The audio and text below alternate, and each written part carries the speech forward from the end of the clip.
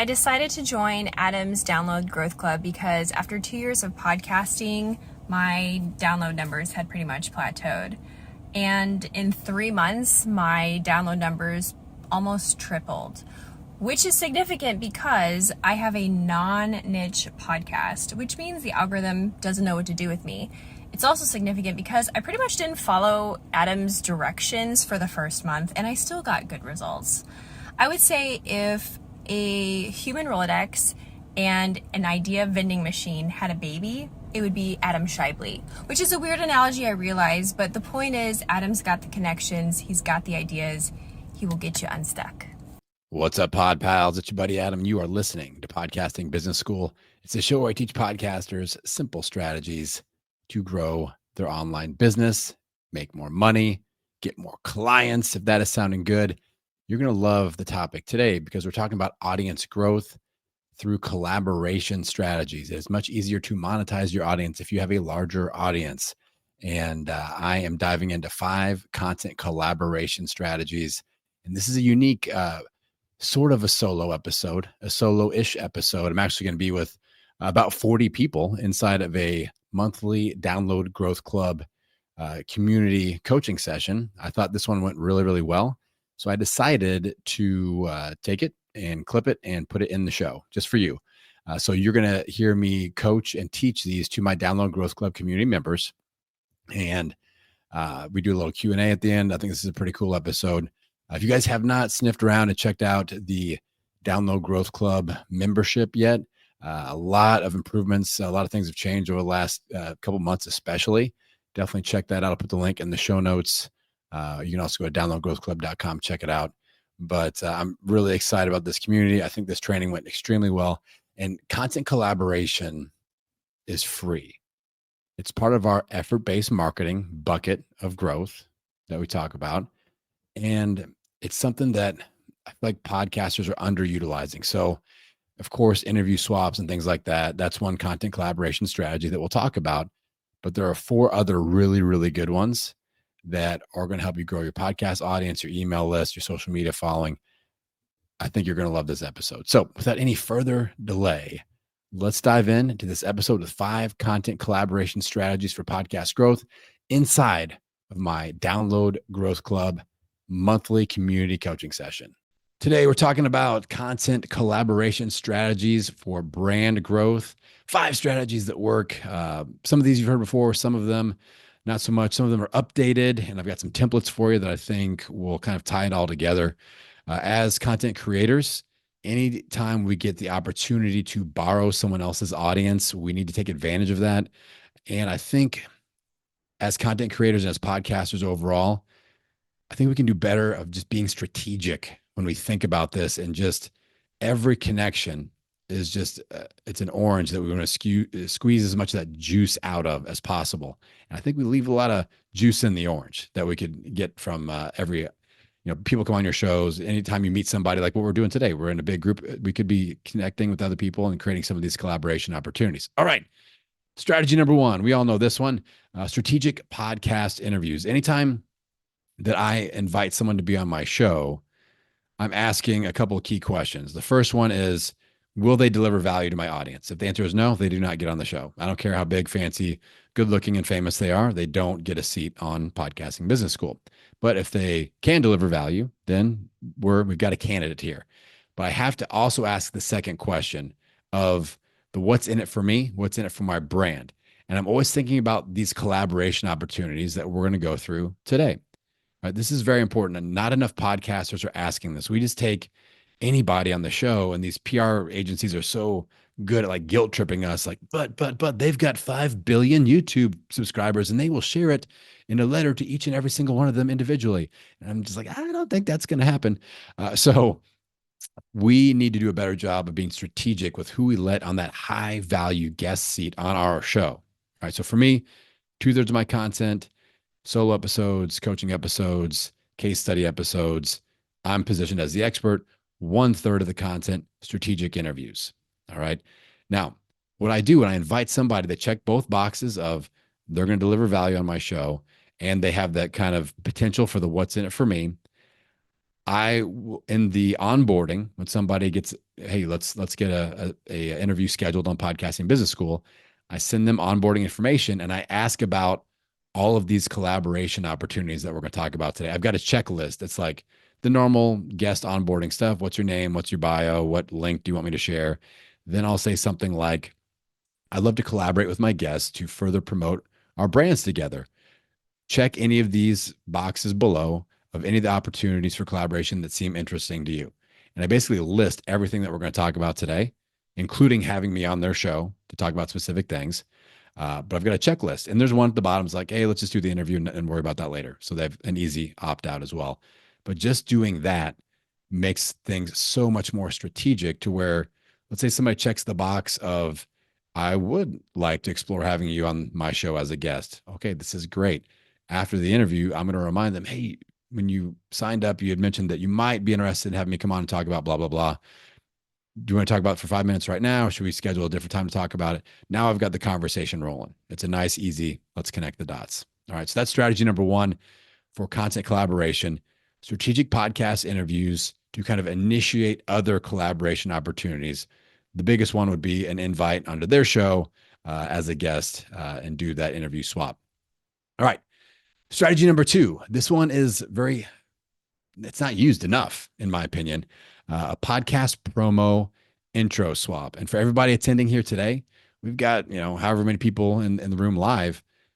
I would consider, I had you all post the name of your show in an episode to start off with in the chat. And if you haven't done that yet, feel free to do that. But look for opportunities for something like this. Like, look for people in your niche that may be candidates for a podcast promo intro swap. So here's exactly what it is. They are going to record an intro audio for your show. You are going to record intro audio for their show. And again, the pro tip here is shoot for a show in the same niche. If you've got a health podcast and they've got a social media marketing podcast, it probably doesn't make sense. But if they've got social media marketing, you've got entrepreneurship, that makes sense. Make sure that there's things that kind of mesh together and like their audience is a subsegment of yours or vice versa. That's really important. I've got a template for you on this so you can see kind of how this is going to roll out, how it's going to work. All right. So here's the exact template I use. And I haven't done these in a while, but I've got hundreds of episodes early on, not really early on, but probably in like the 200s of Podcasting Business School, where I did this almost every single episode, and it really helped my initial growth. All right. So here's my template. Hey there, insert their show. Fans, it's insert your name from your show. It's the show where I teach or talk about, and then we're going to insert info on what your show is about. Check out episode number XYZ, where I talk about XYZ. You are listening to the blah, blah, blah podcast. Here's your host, their name. So let's fill in the blanks here so it doesn't come up so weird when people listen to the audio. Hey there, Amy Porterfield Show fans. It's your buddy Adam from Podcasting Business School. It's a show where I teach podcasters simple strategies on how to make more money with their online business. Check out episode 560, where I talk about how to double your downloads by leveraging SEO and keywords. You are listening to the Amy Porterfield Show. Here's your host, my secret podcast girlfriend, Amy Porterfield. I had that last little part in there just as a little aside. Shout out to Amy. So this is the template that you use, simple strategy. All right. So the way that I've kind of concocted this, the first line, hey there, insert their show, fans, it's your name from your show. We're acknowledging that they're in the right place, because sometimes people hear a different voice and like, what in the hell is happening here? So you acknowledge that you're on the right show. Hey, this is actually somebody different. The second line is, I want to explain what my show is about really quickly. That's my little ad. And then I give the third line as an episode recommendation. All right, a very specific episode to start with. This is important. And honestly, anytime that you're on a platform that allows you the opportunity to promote your podcast, don't just go, hey, so go check out Podcasting Business School wherever you listen to audio. Give them a specific episode. I call it giving them a foothold. I was a guest on 3 podcasts this week, and I talk about a variety of things, but I always have a list of potential foothold episodes that I can connect to the topic that we're talking about. And I go, hey, we talked a lot about growth here today. We talked about keywords and naming your show. If you want to go a little bit deeper on that, start with episode 560. So I've got a deep dive on keywords, SEO, organic discovery. You're going to love it. That's the one I recommend starting, episode 560 of Podcasting Business School. So that's just kind of a pro tip in general. So we give the foothold episode in line number 3. Then we go, you're listening to, name their show. Here's your host. Lucy had a question about this in the Facebook group earlier this week about like the order of where does this fit in? And that's a great question. You can do it some different ways. I think in general, if you have a normal like canned song and dance intro, I would play that first. Then I would play this, and then I would kick right into the show. Because at the end, like, here's your host. Bam. You don't want to go right to an ad or something like that. Like, I want this to be right before the host actually starts talking. So that is the template, the plug and play template. It's simple. This needs to be less than 60 seconds. This is important. We are taking up space on someone else's air. We don't want to be like, and here's 5 minutes about my show. Less than 60 seconds. If you do this and read it with a decent cadence, this is going to be 30 seconds or less. All right. Be efficient with these. That way we're kind of respectful with other people's airwaves. All right. Strategy number 3. This is something that I have been curating. I have not deployed this method yet, but it will be coming very, very soon. It is a newsletter blurb swap. So the goal here is to get access to someone else's newsletter and trading out access to your newsletter audience at the same time. You each post a small recommendation for the other person's newsletter in your own newsletter. First off, you got to have a newsletter. Like if you come to me like, hey, I want to do a newsletter blurb swap. I'm like, all right. My first question is going to be not how big is your list. The first question I'm going to ask you is, do you send a newsletter every week? And if you say no, I'm going to say no. I don't, because I want somebody that's like a newsletter writer. You know what I'm saying? Not I email them whenever I have something to sell. That's not going to work because you're going to have an open rate that isn't great. And that's not going to work. So,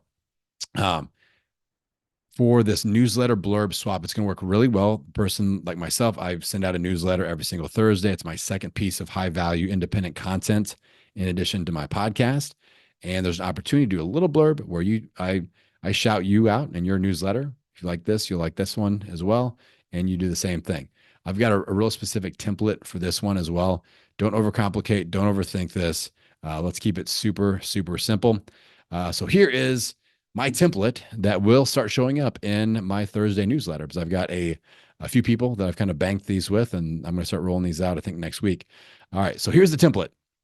My friend, insert their name here, has a great newsletter called insert their name of the newsletter.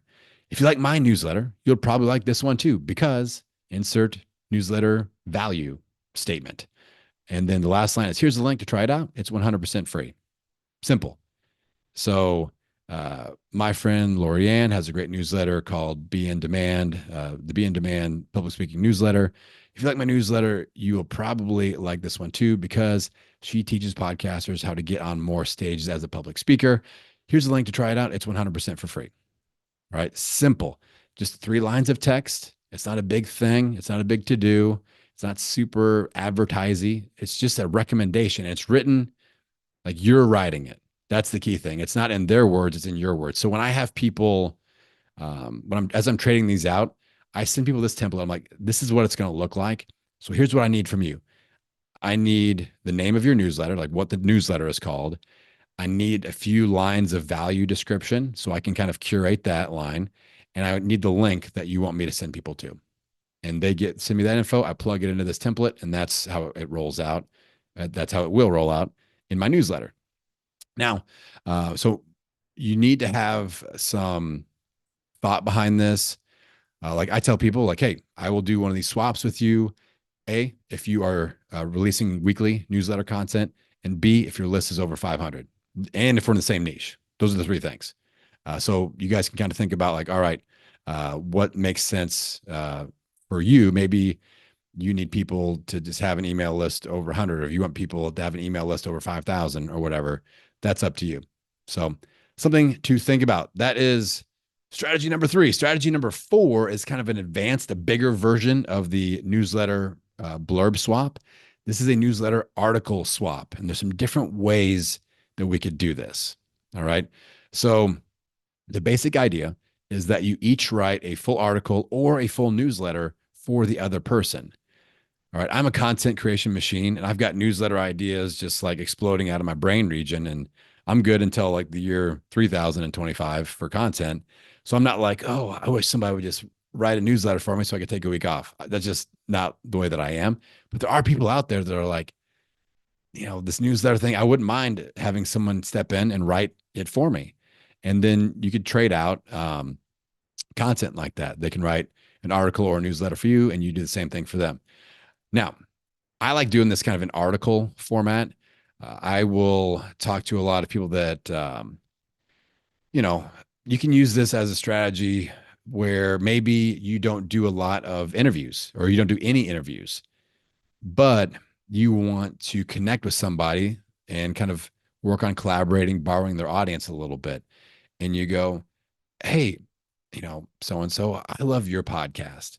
I don't have guests on my show, but I would love to have you write a short article for my upcoming newsletter and kind of do a newsletter takeover to promote what you do, your brand, anything that you want to promote, blah, blah, blah. And now we've made that same connection, almost as if you're trying to look for a interview swap. And maybe they get to do that and you chat. Maybe you go live on Instagram afterwards to kind of collaborate and you eventually get an invite onto their show or something like that. So this can work as a value add first technique to get somebody into your world, start making friends. And that's always a good thing. Now, I'm doing a lot of these. A lot of you that subscribe to my newsletter like the way that I write, and people reach out and go, hey, could you write an article for my email list on podcast growth or podcast monetization or how to turn listeners into clients? So I've got a series of different articles that I've written and I save them all. I've got them all in Google Docs. So I've got like the meat of it. And then I customize it for their audience. Like how many words do you want it for? Who is your audience? Are they newbies? Are they beginners? Are they more advanced? Where are they at in the journey? And I can kind of customize it. But if you start doing this, save all of the articles that you write because that can be repurposed and reused. You can even create a lot of social media content out of that and maybe even your own newsletters. So something to think about there. I don't have templates for this because it's kind of a all-encompassing thing. You just basically pick a topic or a pain point to address, and that can either be sent out as their newsletter. What I would do in this situation is I would not have this replace my Thursday newsletter. I would send it out as a bonus email on Monday because I do some bonus emails on Mondays. So it would fill into that slot. And I've got a few of these in the works where I will be having somebody like Amanda Walker is going to step in and write an article for me, and that'll come out as a Monday bonus newsletter where it's just featuring her. And I'm going to do the same thing for her audience. Okay. So that is strategy number 4. And then strategy number 5, you heard me mention it briefly. So one of my favorite things still to do is go live on social media together. This is simple. Thinking strategically. Like if you have a guest on your show, I always kind of know what their biggest platform is. And I'm like, okay, they got 300,000 people on Instagram. Let's go live on Instagram after this episode airs and let's scoop up some of that audience and talk about the episode.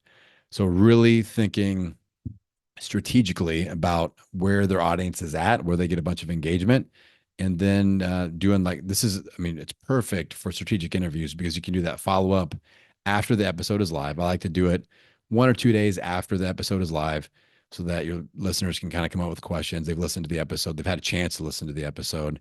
And now with this, I just set up a link to schedule these on my calendar. So I don't necessarily I would prefer to have them do it that week, but every once in a while they can't do it that same week. So I'm like, let's just hop on my calendar and let's just go live whenever it's convenient for you. And also I've got this Rolodex of awesome podcasters and online business influencers that I've connected with at events or that have been on my show or I've been on their show. Every once in a while, I'll just email them and go, hey, let's do an Instagram live together. I noticed you're really cooking on Instagram. You got a lot of momentum going. Hop on I think I call it my IG live jam session link. Let's go 30 minutes. And it's just kind of a off the cuff thing. But we're borrowing each other's audiences. We're collaborating.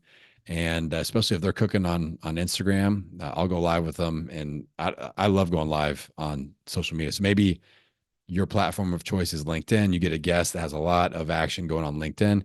same deal. Facebook, whatever. So something to think about is going live. I know it's not everybody's jam, but I'll tell you this. Um, it's an opportunity to be real and raw in front of your audience. So if you're nervous about that, let's turn that into a good thing and look at it as an opportunity where, like, okay, my audience gets to see the real me. Like if I mess up, if I say if my lips make a lip smacking sound, if my lighting's kind of weird, if my dog barks in the background, all like you don't edit live live streaming. So like on Instagram, half the time when I go live, it breaks and my face freezes in a weird spot. Like it's just gonna happen, and I'm okay with that. So anyway, that is those are the 5 strategies for content collaboration that I really, really am focusing on right now. The key point here is, again, each opportunity when you connect somebody, whether it's an event like this, we got a bunch of people in the room. Let's look for opportunities to connect and collaborate. You go to a live event, look for opportunities to connect and collaborate. You have somebody on your show, opportunities. You go on their show, opportunities. I track relationships. I've got spreadsheets full of, I have a whole collaboration tracking spreadsheet, and I track like what I want to collaborate on them with. I've got little drop down boxes that a lot of you have spaces on where I'm like, okay, this person, large Instagram following, let's look for an Instagram live. This person, really big email list, let's try to do an email collab promo. Like I'm strategic around all of this and about these relationships because there's so much brand growth opportunity, and it's a win-win because you guys are collaborating and each person gets value. So let's do some Q&A on this topic here. I'm going to stop sharing the screen. And all right, so let's raise hand or unmute and raise hand. And I will dive into some questions here on content collaboration. If you guys have a question on how to implement this, a specific strategy, and when you chime in, make sure that you say your name and the name of your show. Go ahead and shout that out. So, Brenda Warren, go ahead and unmute. Shout out your show. Brenda Warren, talk to me, which will be changing, but that's what it is right now. My question is around the newsletter thing. I'm not writing every week. I'm tired. So I do a newsletter once a month. Is that something that you would, is there a reason why you like the weekly ones as opposed to maybe a consistent monthly one? Well, that's personal preference. Like I wouldn't shy Okay. away from putting that out there. For me, I just want that weekly cadence because sometimes if it's less than that, Mhm. people tend to be, it's more of like a sales email or promotion based No, email. mine is all value, and my Yeah, click-through rate is 90%. My yeah, open rate is 90% on my when I do yeah, send mine out. yeah. So So those are great stats, and I would promote that to people. Like, hey, like those. I mean, I would definitely share that. I'm like, listen, my list size is this, my click rate is this, my open rate is this, gotcha. and those are. I would definitely show that Yeah, off. because I don't like emails, so I'd send out very little ones. But Yeah. that was my question about if the person doesn't do them as often, should I tell them what my click through rate is and my open rate and those kind of things to maybe make them want to be a part of it? Yeah, for sure. And even if you Thank you. guys email less often than that, like still look for those opportunities because I am very particular about when I do the swaps type of thing. So I'm a little more picky and strict than most will be. So yeah, but share those click throughs, open rates, all that is super important because every once in a while you'll get that person that's like, well, I've got a 10,000 person list and you've got a 1,500 person list, but you're like, but I got 90% open rate, da da da da, and then maybe you go, well, let's do this. What else? What other collaboration opportunity would really make sense for you? Or maybe you're like, well, how about this? If you allow me to do one newsletter blurb swap in yours, I'll give you 3 in mine. I'll space them out over like a 90-day period or something like that. So you can kind of even things out if their audience is a lot bigger than yours, and there's some ways to Can I work just around that. mention really quick that like my newsletter is only 335 people, but it's that tight because of you. Something you taught me earlier. All of my people are industry people, so most of my people have 10 to 20,000 or above listeners on their list. So I really leverage other people platforms. You Nice. taught me that. Thank you. Well done. Well done, Brenda. All right. That's the Brenda to Brenda connection here. Brenda Meller, go ahead and unmute yourself. Shout out your show. All right. Hey, it's always fun to follow up Brenda. You do not realize how rare Brenda's will only realize how rare this is to find. So Brenda Meller, My show is called Enthusiastically Self-Employed. I've actually got a second limited series podcast inspired by Adam's advice, which is called Experience Rich. My area of expertise is LinkedIn. So, my question for you, Adam, when you're talking about collaboration opportunities, what advice would you offer if you're invited to be a guest expert on someone else's podcast? So, my area of expertise is LinkedIn, and you come into it as an interview situation, but the interviewee starts taking like it's really they're sharing their expertise about your topic, and they're really not asking questions, or they're asking questions and then they kind of jump in with their own take on it. And I just kind of let it go because I'm the guest in their house. But I'm wondering if you have any advice otherwise. Do you understand what I'm saying? Like the Yeah, train has yeah, gone off the rails and now it's them, it's not yeah, me, if yeah. that makes sense. They invited you to come on their show, and then they kind of are doing a lot of the blabbing, and you want Yeah. to be a little bit more the expert. Yeah, I mean that's to me that's a sign that other person's kind of a rookie podcaster, or they're kind of newer to the game, and good thing with that, they probably don't have a bunch of listeners if they're doing that kind of stuff, if they're like making that kind of a rookie mistake.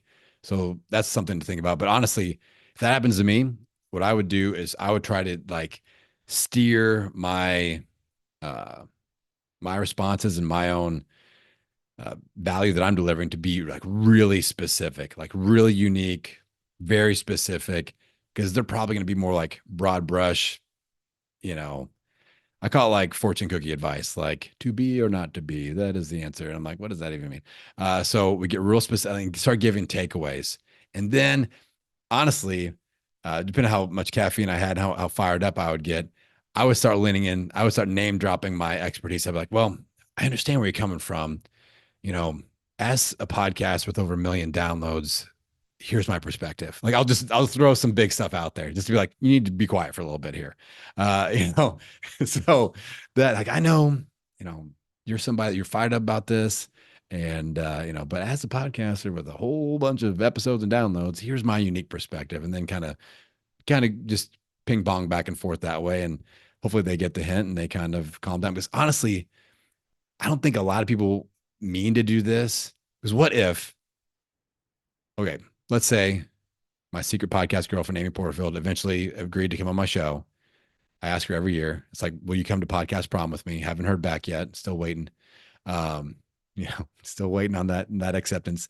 But let's say she comes on. I'm gonna be really fired up. And I got to watch myself for doing what you just said. Like, I almost want to show off because she's one of my podcast heroes. She's one of those people I really look up to. So that could be the situation. So we have to keep that in mind as well. Like maybe this person is just really, really excited to talk to us and they kind of get yappy on accident. So that could be a potential thing that we go, okay, this person's just fired up. We got to kind of just roll with it here a little bit and add where we add value. So that's another consideration to have. Does that help, Brenda? I'd love to like say I always like ask people, are they open to feedback?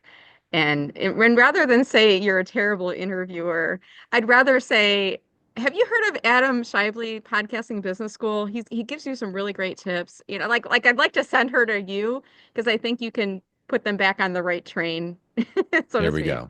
I'll Yeah. accept all those referrals for people that are doing bad podcast episodes. Not that mine are great, but I do bring a lot of value and energy. I'll say that much.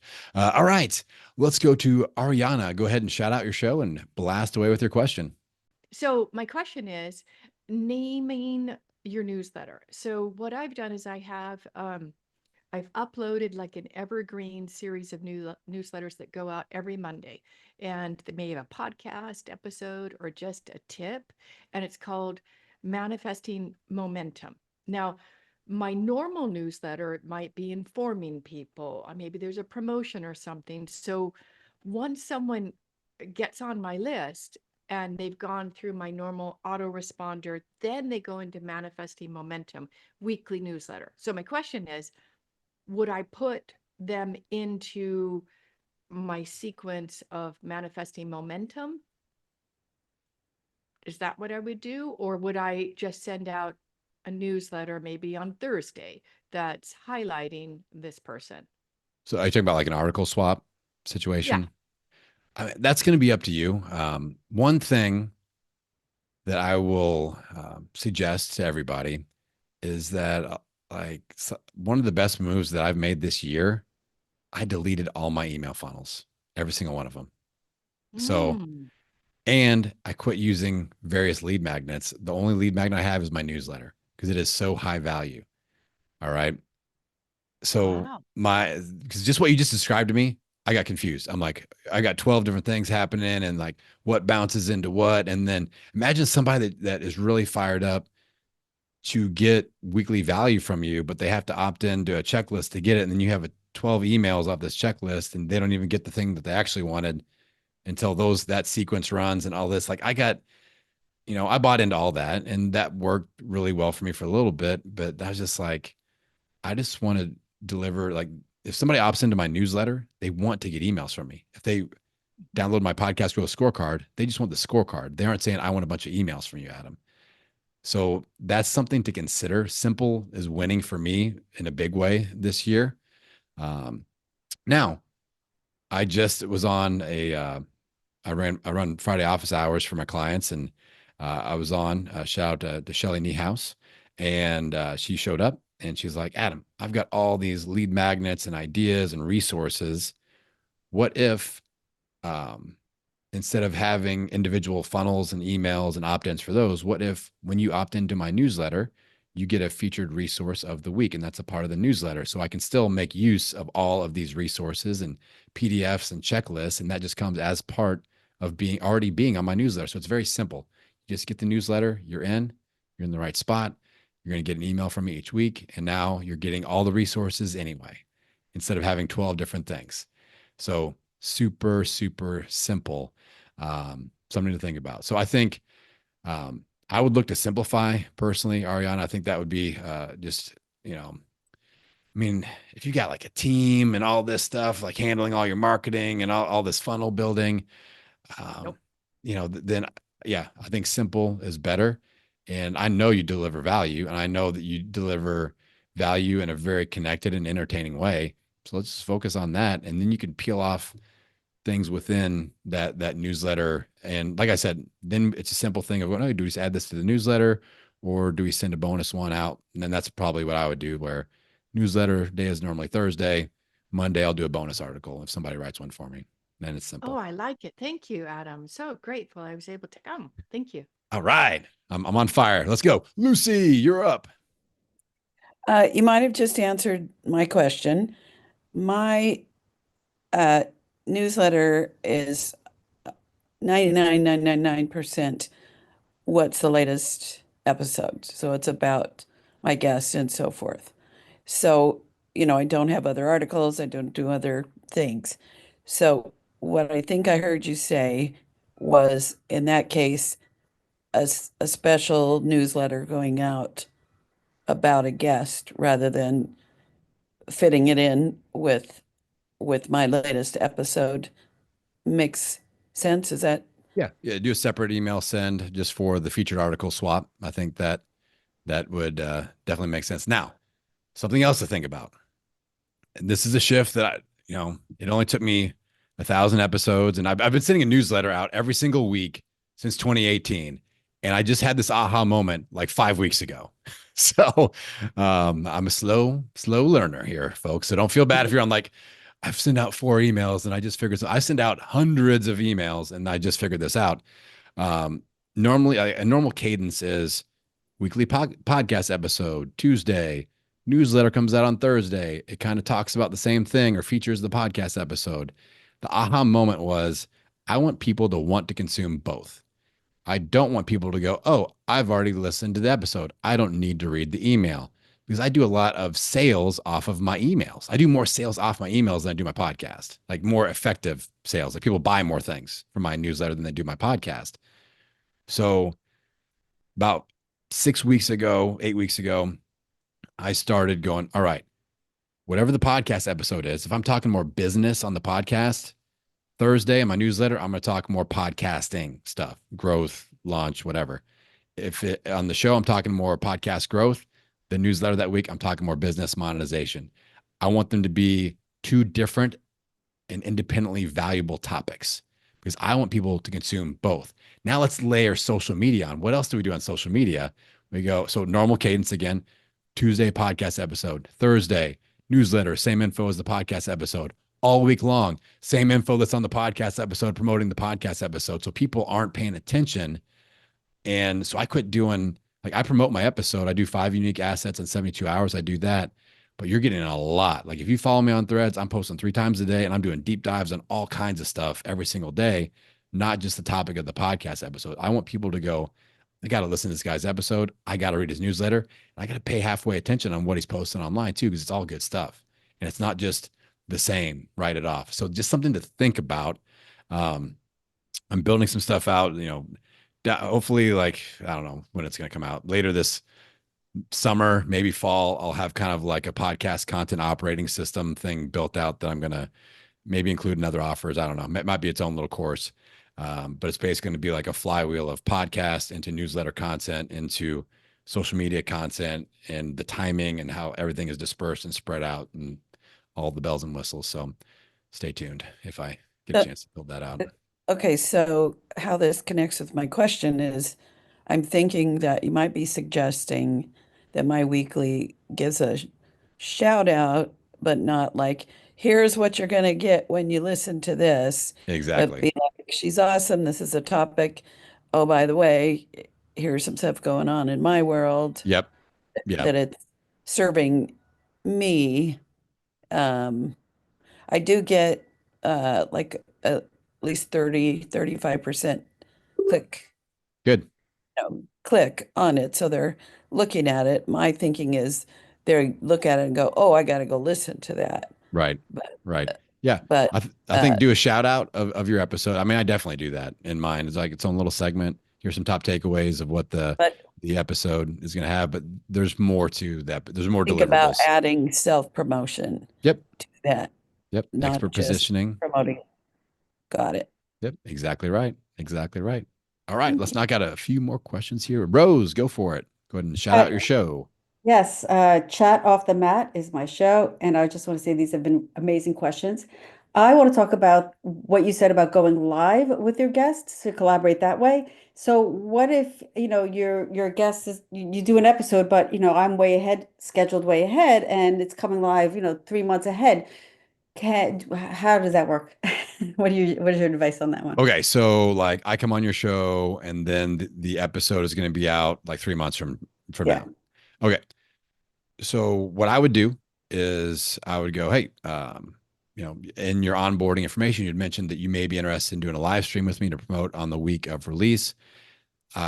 This is going to be out on, I would give them the date, and then I would just go, hey, do you have your calendar open that far out? If not, I could follow up in about a month. I would kind of go that way.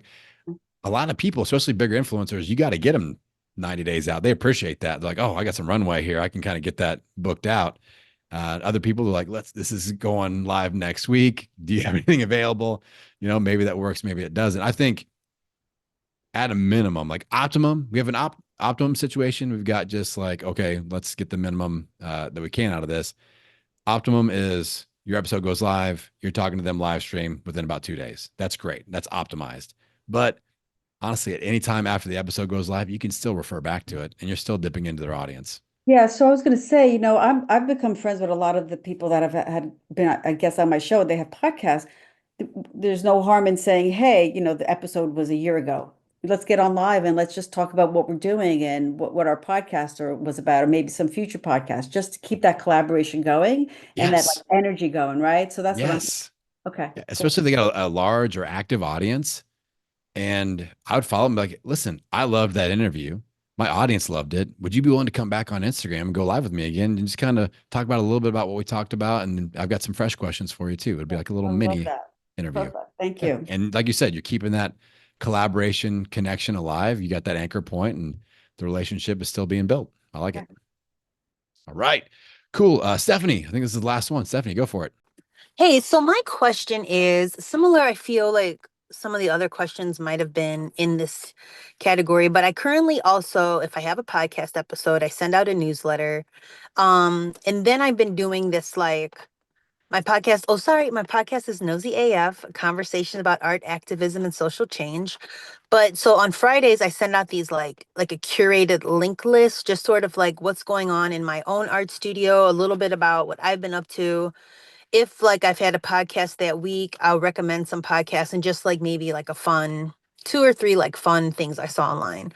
And then that's sort of it. And it's making me think as talking or listening to today's training that maybe I should have maybe a guest swap in the middle. Like I feel like I need something else because essentially if I'm not just telling my audience about the podcast, I'm just sending them this linked list and it's like I feel like it's sort of boring. And so I Yeah. sort of relate to Brenda, Talk Like Me, Brenda, or Talk With Me, but how she was sending one like once a month. And so I was thinking like, what do you think about in the off months doing those types of guest swaps? Yeah. Yeah. Something like that, but also like what else could I put out? I have a completely other email list that's just my own art practice that goes out once a month. So I feel with the Nosy AF email list, like those folks are getting conditioned to hear from me via email. And so I'm like, maybe I can just do one email that's strictly about my art, or I don't know, it just needs something to like make it more fun, you know? Yeah. But So I let's, really love your idea about how your podcast and your newsletter are two totally different things. So that is something I'm going to think about for sure. yeah. Well, you all are making me happy because we have an interest in newsletters and I'm very passionate about newsletters. So I'm like, this makes me really happy that you all are like, I got ideas about newsletters and I have a newsletter and I want to do this. So, Yeah. I mean, I think there are 2 areas that I see with podcasters where we get lazy. Number 1 is following up with leads. Number 2 is building our email list. All right. Hate to say it, but those are 2 areas where I talk to a lot of podcasters. I'm like, we could be a little more strategic with this. So let's just maybe spark a few ideas of different types of newsletter content. And I think this could help you out, Stephanie. So Okay. like there are newsletters where this is the entire theme or this is like a segment, but one type of newsletter is an expert deep dive where you're not the expert. You are basically curating information about somebody that's big in your industry and you're kind of unpacking their journey or why they're doing so well. And you do a deep dive. So one of my favorite newsletters is called Growth in Reverse. Oh, yeah, I get that one. Yep. Yeah, it's great. It's all about newsletters.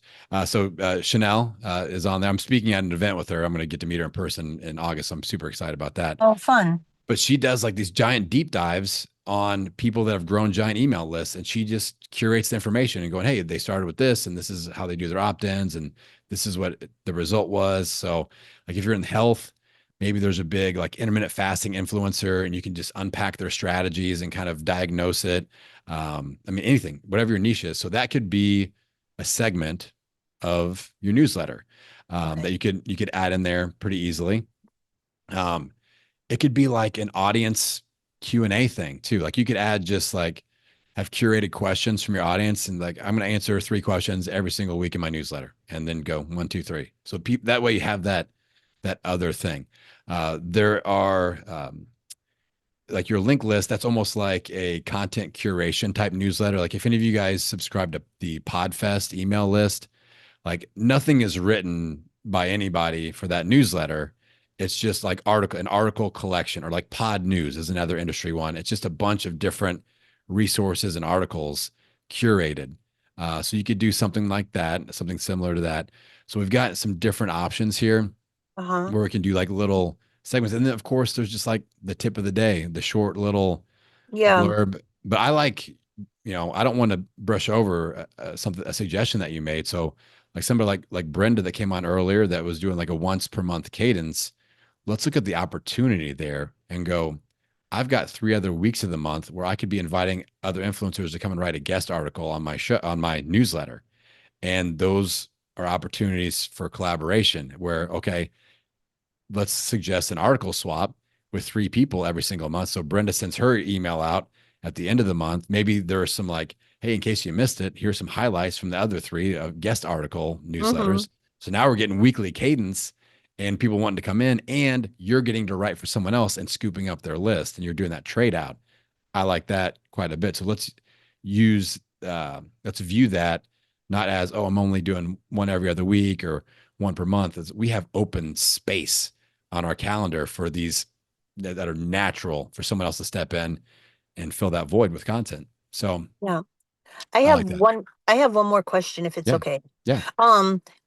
What do you suggest about, like, on my Instagram, I made a highlight that says sign up for people to go to my email list, but that's like really it. So if you have any ideas about how to get, I was thinking that maybe I could have, I guess I have two questions, a call of action for people to sign up for my email list on my podcast.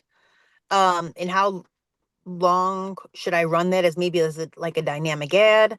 And then if you just have any sort of insight about using social media to get folks to your email list. Okay. Let me just give you one very easy to implement call to action on social media. And if you guys follow me on Threads, you'll see this happen every single Wednesday. So my newsletter comes out on Thursday. On Wednesday, I do a not a long form, but it's usually a multi-post thread where I introduce a pain point and I start to unpack it. And I go, if you want the full deal, you make sure you're on my email list for tomorrow because it's coming out.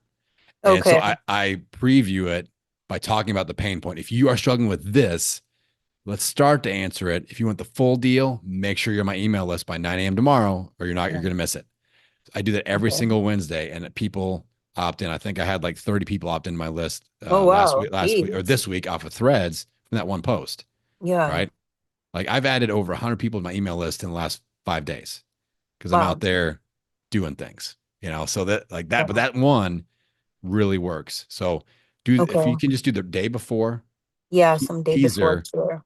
go where you're active on social media, tease it, but it's really important to go, if you're struggling with X, Y, and Z, here's some things to start thinking about. If you really want the deep dive, you want to unpack this, make sure you're on my newsletter. And usually these posts don't get as much reach because they are promotional, but I still got 30 people on my email list from that one post. It took me 5 minutes to write or less. Yeah. So I would Okay. look at doing that. And then, on your show, you could sponsor, that could be your one CTA. Like that could be the thing that you talk about. I would talk about it 2, 3, 4 episodes in a row. For me, 80% of my single calls to action on my show are going to be discovery call. The other 20% are going to be newsletter promo or new program launch promo. So Okay. mixing it in there. Okay, thank you. Last thing I put in the chat, I'm going to double check and I'll email it to you, but I don't know if you're familiar with Letter Growth. I'm not. It's a newsletter where, just like you said, like you could say, hey, I have podcasting business school. I'm looking for other coaches. This is my list. Like you could basically say what you're like, it's like a shopping list. It's a newsletter of shopping lists of people trying to market their newsletters. But I'll confirm that that's the name and send it to you so you guys can know. But Awesome. I'm pretty sure it's called Letter Grow. Dropping resources here in the Yeah. Download Growth Club. That's All right. Thank you so much. All right, y'all. Great meeting this month, and I'm proud of you all. And let's get out there and look for some collaboration opportunities. All right, we'll see you next time. All right, Pod Pals, there you have it. Hopefully you enjoyed that little peek inside of the Download Growth Club community coaching session. If you are interested in checking out the Download Growth Club, maybe potentially joining the Download Growth Club, I highly recommend it, especially if you're somebody that wants to be a top 20% podcaster. I built this community and this membership platform to get podcasters over that 1,000 download per episode barrier, which when you are doing that consistently, episode after episode, it is a game changer for your business, for your show, for your audience. And that puts you in the top 20% of all podcasts. So that is the mission that we go on together when you enter into the Download Growth Club membership. So the link is in the show notes with all the info. Go to downloadgrowthclub.com, check it out. And with that, Pod Pals, I'll send you out into the world wishing you health, happiness, and many downloads. We'll see you on the next episode.